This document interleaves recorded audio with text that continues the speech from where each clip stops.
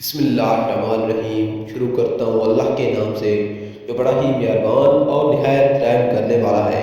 جب اللہ کے نبی داؤد علیہ السلام کے وارث سلیمان نبی ہوئے تو وہ اللہ کے دربار میں دعا مانگنے لگے کہ اے اللہ، مجھے وہ مرتبہ عطا فرما جو مجھ سے پہلے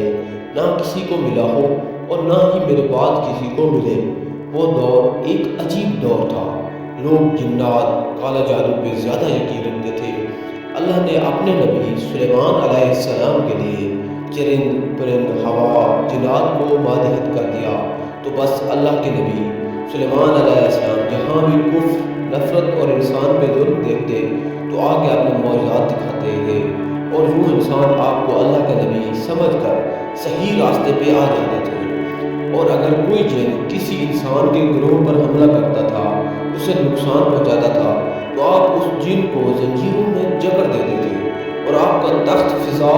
آپ نے کندھوں پر اٹھائے پھرتی تھی، آپ آسمانوں میں پرواز کرتے تھے۔ تو ویسے ہی آپ آسمان میں پرواز کر رہے تھے، اتنے میں ایک جن آگے آپ سے کہنے لگا کہ اے اللہ کے نبی، زمین پر بھی بابل کے پاس جنات کا ایک گروہ انسانوں پر ظلم کرتا ہے،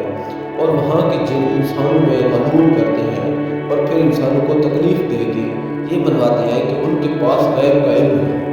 اور یوں انسان بھی صراط مستقیم سے ہٹ رہے ہیں۔ جیسے ہی اللہ کے نبی سلیمان علیہ السلام نے اس بات کو سنا،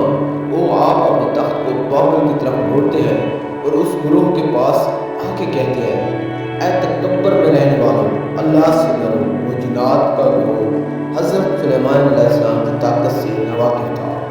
اس میں سے ایک جن ریاض کہنے لگا ہم کسی سے نہیں ڈرتے اور ہم اپنی مرضی چلاتے ہیں، اور اس کے قبائل کے کچھ جن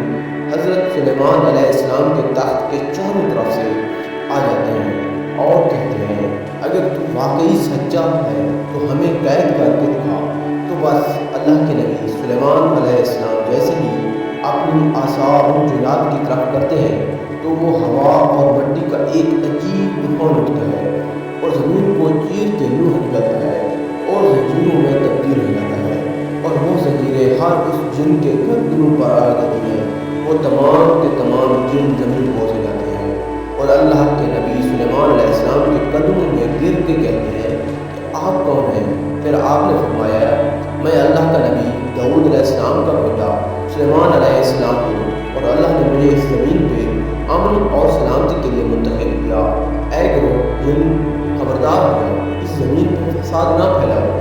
ورنہ اللہ کا عذاب تم کو فنار کر دے گا۔ یوں وہ سارا گروہ